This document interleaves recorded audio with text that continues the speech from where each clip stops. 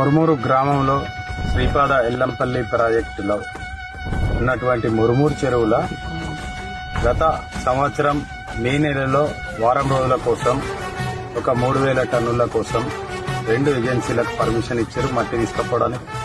తర్వాత 12,000 టన్నుల పర్మిషన్ తీసుకున్నారు. ఆ 12,000 కూడా ఎక్కువైనందున దానికి పెనాల్టీ కట్టి తీసుకోవడం జరిగింది.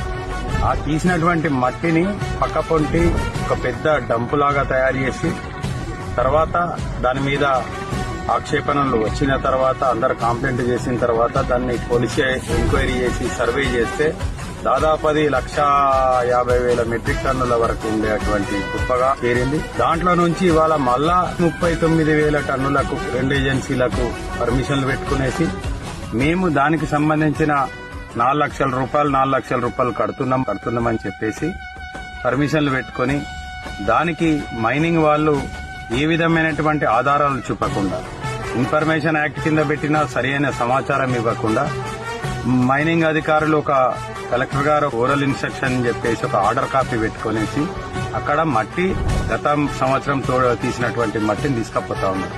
ఆ మట్టిని తీసినప్పుడు కూడా ఆ యొక్క మట్టిని నిల్వ చేసే క్రమంలో దాని మీద ఏదైతే కంపాక్ట్ చేసే లోడర్లు ఉంటాయో వాటితోటి తొక్కిచ్చి వీటిని సెడి చేసి పెట్టుకున్నారు.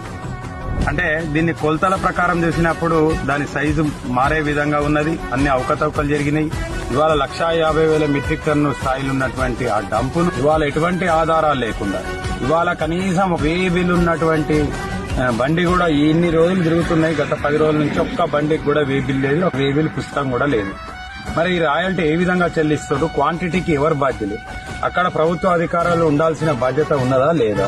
అసలు ఏం జరుగుతుంది రామగుండం? ఈ రామగుండం అంతా కూడా అక్రమాల పుట్టగా మారుతా ఉన్నది. ఇక్కడ ఉన్నటువంటి మంచి అధికారులందరినీ కూడా ఇక్కడ ఉన్నటువంటి ప్రజాప్రతినిధులు తప్పుదోవ పట్టించి వాళ్లను ఇబ్బందులు పెట్టే పని చేసి మరీ అక్రమాలకు పాల్పడుతా ఉన్నారు. దీని మీద గౌరవ కలెక్టర్ గారు పూర్తిగా బాధ్యత వహించి అసలు అక్కడ ఏం జరుగుతుంది, ఏం చేయాలి, ఏం నామ్స్ ఉండాలి, ఎంత క్వాంటిటీ మట్టి తీసిన మట్టిని కుప్ప పోసుకొని మళ్ళా సంవత్సరం తీసుకుపోయేకేమైనా ఉన్నదా? అసలు తీసినప్పుడు ఏ విధమైన చర్యలు తీసుకున్నారు? ఎంత క్వాంటిటీకి ఎంత తీసుకుపోయి కుప్పేసిరు? అట్లా తీయొచ్చా? ఇరిగేషన్ చట్టం చెప్తుందా లేకపోతే మైన్స్ యాక్ట్ చెప్తుందా? కుప్పేసుకోవడానికి ఎవరు పర్మిషన్ ఇస్తారు? నీకు ఇచ్చిన క్వాంటిటీ మందమే తీయాలి, పోసుకోవాలి, లేకపోతే వెళ్ళిపోవాలి.